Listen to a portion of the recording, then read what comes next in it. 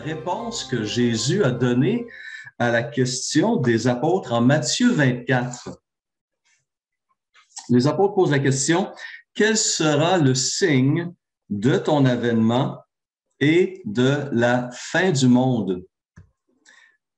Et parmi les signes qu'il donne aux disciples et qu'il nous donne à travers les siècles, on peut lire au verset 10 et 12 que les gens se trahiront, se haïront les uns les autres.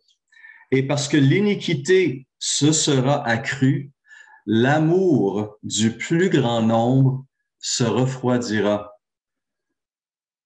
L'amour du plus grand nombre se refroidira. Je pense que cette phrase résume très bien le climat social dans lequel nous nous trouvons actuellement. Si je regarde autour de moi, il me semble qu'il fait pas mal froid dans le moment. La paix sociale en prend pour son rhume.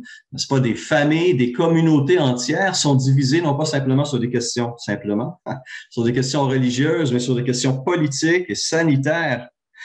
Les insultes qu'on lance sur la place publique, dans les médias sociaux, aux politiciens, aux journalistes, aux forces de l'ordre, sont profondément blessantes, honteuses, insultantes, sans parler évidemment des menaces de mort que certains se permettent de faire aussi. Les gens semblent ne plus avoir de fil, ne plus avoir de retenue.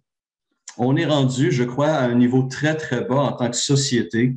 Notre civilisation l'est de moins en moins civilisée. Et nous vivons au milieu de cette société, au milieu de ce climat social. Et c'est pourquoi nous devons faire particulièrement attention dans les temps qui courent, de ne pas nous laisser entraîner nous aussi dans ce courant de colère, d'irrespect, d'insoumission, de violence verbale ou autre. Nous sommes dans le monde, mais nous ne sommes pas du monde, nous rappelle le Seigneur Jésus. Et Paul aussi va nous mettre en garde comme les autres apôtres. J'attire votre attention et je vous invite peut-être à méditer cette semaine sur ce texte d'Éphésiens 5, où je lis des extraits, verset 1er, Éphésiens 5. « Soyez donc les imitateurs de Dieu puisque vous êtes ses enfants bien-aimés et vivez dans l'amour en suivant l'exemple de Christ qui nous a aimés. » Paul poursuit, « Qu'on n'entende pas de paroles grossières, de propos stupides ou équivoques, c'est inconvenant, c'est déplacé, mais plutôt des paroles de reconnaissance. Que personne ne vous séduise par de vains discours, car c'est à cause de ces choses que la colère de Dieu vient sur les fils de la rébellion.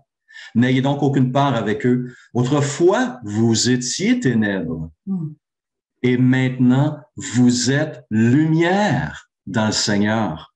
Marchez comme des enfants de lumière, car le fruit de la lumière consiste en toutes sortes de bonté, de justice et de vérité. Examinez ce qui est agréable au Seigneur et ne prenez point part aux œuvres infructueuses des ténèbres, mais plutôt condamnez-les. Éphésiens chapitre 5. J'aime bien cette expression de Paul dans ce texte. Fruit de la lumière. La lumière produit toutes sortes de bonté, de justice et de vérité. Mais à la lumière du discours ambiant, méprisant, insultant, hostile, nous avons besoin de nous tourner à nouveau vers la parole et nous laisser renouveler et transformer par ces paroles. De penser à ces choses, de renouveler nos pensées par ces choses afin de parler et d'agir à l'exemple de Jésus-Christ, de façon authentique, honorable, juste, sainte et aimable. C'est ce que Paul invitait les chrétiens de Philippe à faire, et à travers eux, tout homme et toute femme qui se réclament de Jésus-Christ. Philippiens, chapitre 4, versets 8 et 9. Enfin, frères et sœurs, portez vos pensées sur tout ce qui est vrai, tout ce qui est honorable, tout ce qui est juste, tout ce qui est pur, tout ce qui est digne d'être aimé, tout ce qui mérite l'approbation, ce qui est synonyme de qualité morale et ce qui est digne de louange. Ce que vous avez appris, reçu et entendu de moi, et ce que vous avez vu en moi, mettez-le en pratique, et le Dieu de paix sera avec vous. Depuis le 16 janvier dernier, nous examinons ensemble ce texte de Philippiens 4, verset 8. Et nous cherchons à explorer les façons de cultiver un esprit serein au sein d'un monde profondément troublé. Et Paul ici, dans ce texte de Philippiens 4, nous dit que si nous mettons en pratique ce qu'il vient d'écrire, ce que nous venons de lire, nous expérimenterons non seulement la paix de Dieu, cette paix qui surpasse toute intelligence, mais nous bénéficierons aussi de la présence de ce Dieu de paix. Ce matin, nous sommes exhortés à porter nos pensées sur tout ce qui est digne d'être aimé. Alors, de quoi s'agit-il au juste? Alors, le terme que Paul utilise ne se trouve nulle part ailleurs dans le Nouveau Testament. On le retrouve par ailleurs à 2 reprises dans la traduction grecque du livre apocryphe, le Siracide, qu'on appelle aussi l'Ecclésiastique, à ne pas confondre avec le livre biblique, l'Ecclésiaste, un ouvrage qui a été écrit vers 200 avant Jésus-Christ. On retrouve l'expression à 2 reprises. Rends-toi affable à l'assemblée des pauvres, ou une autre version va dire, fais-toi aimer de la communauté. Le terme aimer ou affable, c'est ce qui est traduit par le même mot grec qu'on retrouve en Philippiens 4.8. Et aussi plus loin dans ce même livre, par des paroles, le sage se fait aimer. 2 passages d'un ouvrage que les Juifs utilisaient dans leur dévotion, qui utilisent ce terme grec. Et lorsqu'on compare les versions de la Bible et les versions de Philippiens 4.8, le terme est traduit par aimable, agréable, digne d'amour ou d'être aimé. Il s'agit essentiellement de choses ou de personnes qui provoquent des sentiments positifs dans l'esprit de quelqu'un, qui est admiré, admirable, comme une personne qui a un comportement qui va être attrayant, ouvert et généreux. Un commentateur va donner comme exemple l'effet que peut avoir l'écoute d'une symphonie de Beethoven sur notre âme, ou encore le travail de Mère Teresa accompli dans les bidonvilles de Calcutta. La symphonie de Beethoven est belle et agréable et nous élève. La vie de Mère Teresa est admirable et morale. Le chrétien est donc invité à porter ses pensées, à réfléchir sur des choses et à considérer des personnes qui vont susciter ces pensées, ces sentiments et ces émotions, qui vont nous remplir d'admiration, de respect et d'affection. Fondamentalement, comme on l'a chanté, comme Jim l'a lu aussi, nous sommes appelés, en fin de compte, à méditer, à imiter la vie du Seigneur Jésus lui-même.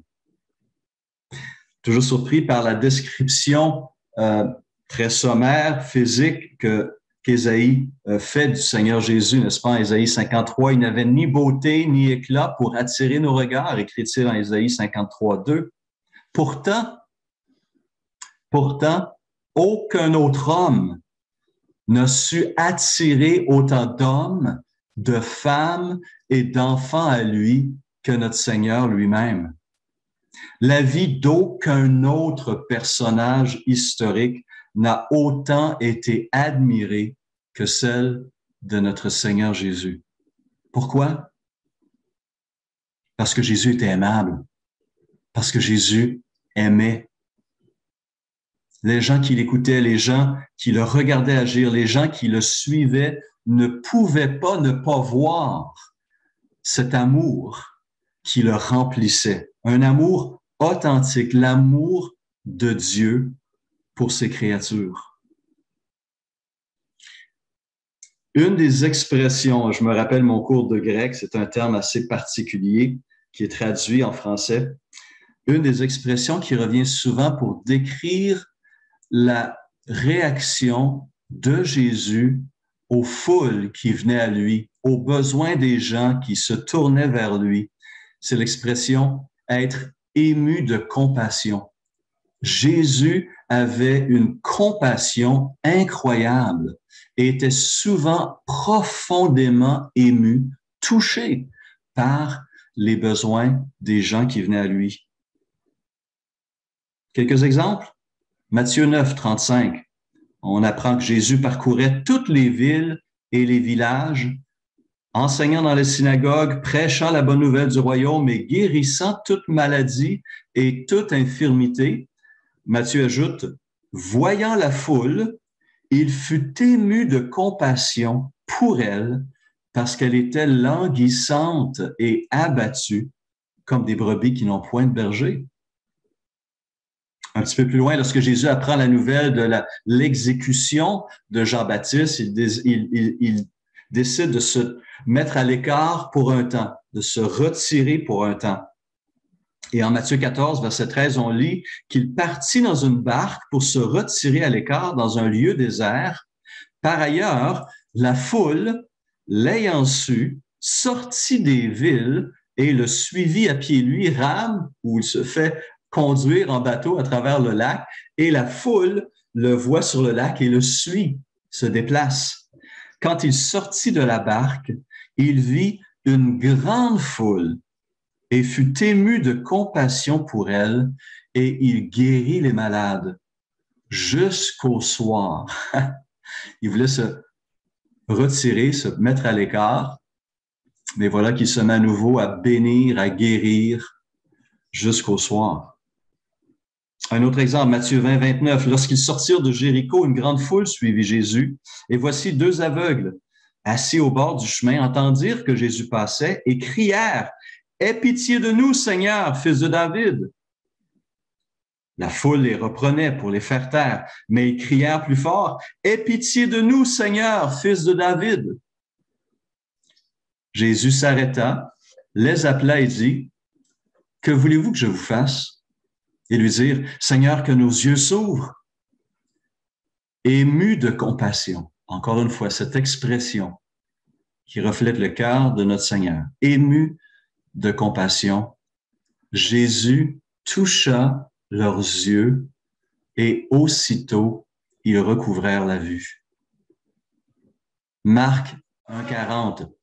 Un lépreux vint à lui et se jeta à genoux et lui dit d'un ton suppliant, « Si tu le veux, tu peux me rendre pur. » Et encore une fois, la même expression, la même émotion chez notre Seigneur. Jésus, ému de compassion, étendit la main et le toucha. Un lépreux, on l'a souligné la semaine passée. Un lépreux, ça ne se fait pas. Jésus étendit la main, le toucha et dit, « Je le veux, sois pur. » Aussitôt la lèpre le quitta et il fut purifié. Un autre texte, Luc 7. Jésus alla dans une ville appelée Naïn. Ses disciples et une grande foule faisaient route avec lui. Lorsqu'il fut près de la porte de la ville, voici, on portait en terre un mort, fils unique de sa mère qui était veuve. Donc cette femme se retrouvait sans aucun soutien, sans aucune protection. Et il y avait avec elle beaucoup de gens de la ville. Le Seigneur, l'ayant vue, sans surprise, fut ému de compassion pour elle et lui dit, « Ne pleure pas. » Il s'approcha et toucha le cercueil. Ceux qu'il portait s'arrêtèrent. Il dit, « Jeune homme, je te le dis, lève-toi. » Et le mort s'assit et se mit à parler.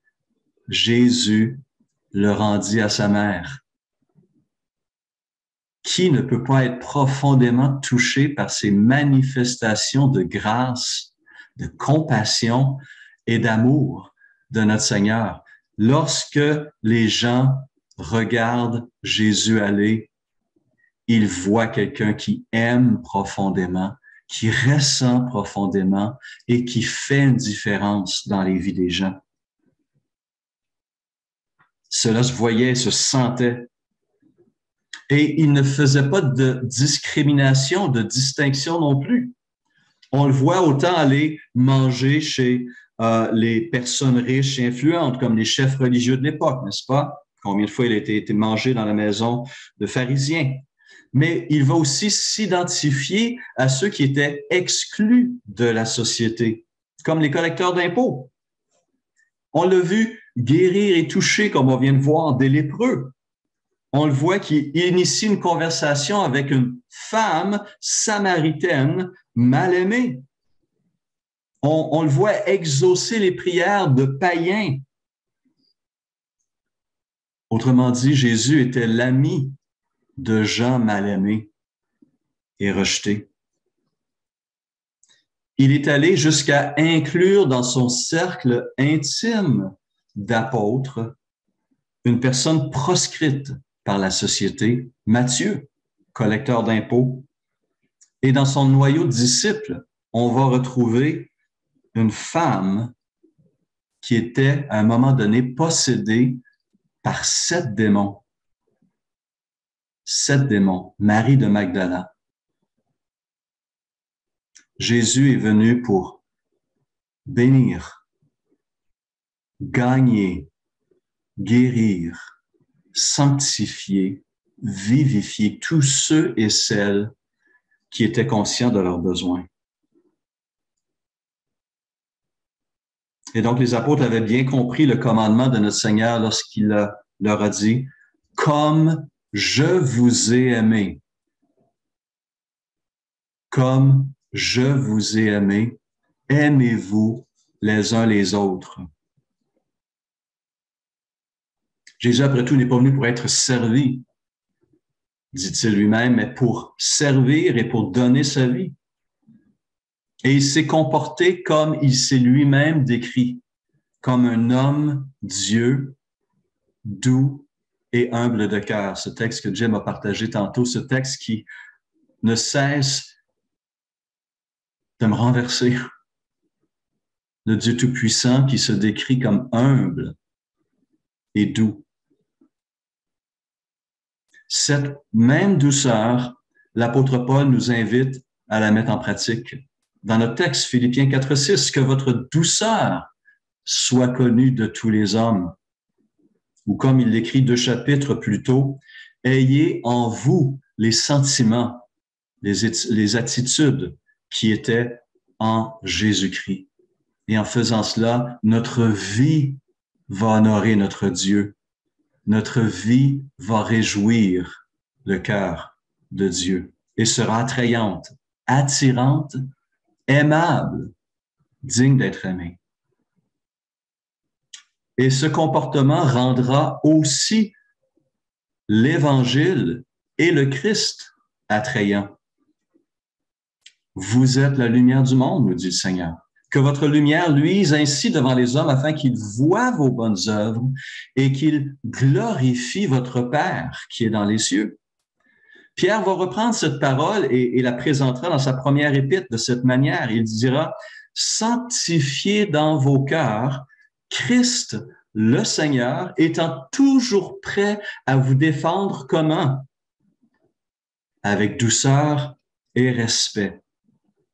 Devant quiconque vous demande raison de l'espérance qui est en vous, et ayant une bonne conscience, afin que là même où il vous calomnie comme si vous étiez des malfaiteurs, ceux qui décrient votre bonne conduite en Christ soient couverts de confusion. 1 Pierre 3, versets 15 et 16. Nous sommes appelés, nous aussi, à méditer sur ce qui est aimable, digne de louange, à méditer sur ces choses et ces personnes qui sont admirables, attrayantes, dignes d'être aimées, et à notre tour, agir comme elles. Comment cela se fait-il? Nous avons besoin jour après jour à nouveau de nous placer sous la lumière de Christ et de sa parole et de se laisser examiner.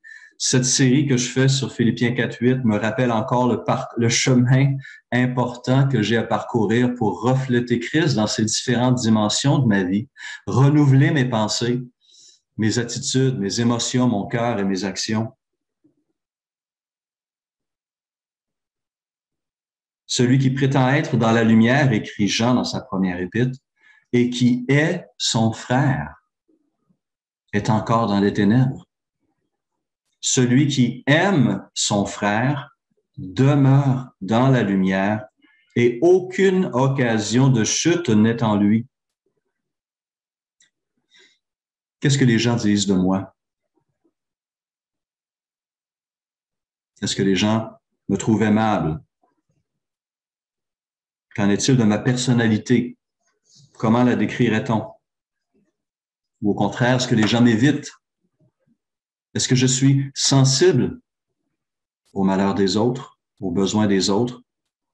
Ou est-ce que mon cœur s'est refroidi avec celui du monde? Est-ce que je suis encore ému de compassion, touché par la souffrance dans mon quartier, dans ma ville, dans ce monde? Est-ce que je suis ému de compassion comme mon Seigneur pour ces gens qui ont des besoins incroyables? Est-ce que je fais quelque chose pour soulager cette souffrance? Alors, il est vrai que certaines personnes sont dures, sont plus difficiles à aimer que d'autres. Mais on ne peut pas faire semblant de ne pas avoir lu et entendu ces paroles de Jésus. Comme je vous ai aimé. Aimez-vous les uns les autres. Ce n'est pas une suggestion. Ce n'est pas une suggestion, mais un commandement. Et rappelons-nous que nous avons été, nous qui sommes ici ce matin, nous avons tous été les bénéficiaires de cet amour. Et même avant notre conversion, Romains 5.8, lorsque nous étions encore sans force, Christ, au temps marqué, est mort pour des impies. À peine mourrait-on pour un juste. Quelqu'un peut-être mourrait pour un homme de bien. Mais Dieu prouve son amour envers nous en ce que lorsque nous étions encore des pécheurs, Christ est mort pour nous. C'est à notre tour d'imiter Christ. C'est à notre tour de le refléter dans ce monde de haine, de mépris, de colère, de violence. C'est à notre tour de partager cet amour autour de nous par la puissance du Saint-Esprit. Et ainsi, notre vie glorifiera notre Seigneur. Que notre douceur soit connue de tous. Que notre amour soit visible dans nos paroles, nos actions, nos attitudes. Et que nous puissions continuer à expérimenter l'action et la paix du Saint-Esprit dans nos vies. Prenons un instant. Peut-être un frère ou une sœur aimerait prendre un instant pour transformer ces choses dans une prière pour chacun d'entre nous. Bien, Seigneur, nous nous plaçons à nouveau devant toi ce matin. Et alors que nous commençons cette semaine de grâce que tu nous accordes, Seigneur, on réalise encore notre besoin de toi. Et on réalise aussi que tu nous donnes tout ce qui est nécessaire pour que nous puissions vivre ce genre de vie. Tu nous as donné ton esprit, tu nous as donné ta parole, tu nous donnes aussi une communauté de foi, Seigneur, qu'on ne veut pas oublier, à travers laquelle aussi tu agis puissamment pour nous façonner, pour nous encourager, pour nous exhorter, pour nous guider. Seigneur, merci parce que tu nous donnes tout ce qui est nécessaire pour mener le type de vie pieuse pour laquelle nous avons été sauvés, t'honorer et bénir autour de nous. Seigneur, je suis conscient moi-même du chemin encore à parcourir et je te remercie que je n'aurai pas à parcourir ce chemin seul. Tu es là, mes frères et mes sœurs sont là et c'est glorieux. Père, renouvelle le cœur et les pensées de mes frères et de mes sœurs, s'il te plaît, devant ce monde qui crie toutes sortes de choses. Aide-nous à avoir des paroles qui t'honorent. Dans ce monde qui commet des gestes déshonorants, aide-nous, s'il te plaît, à honorer ton nom et à te refléter.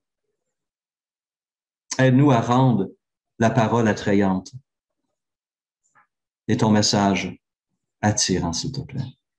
Merci de garder ta bonne main sur chacun de mes frères et sœurs pour que nous puissions marcher encore dans cet amour auquel tu nous appelles à vivre. Amen.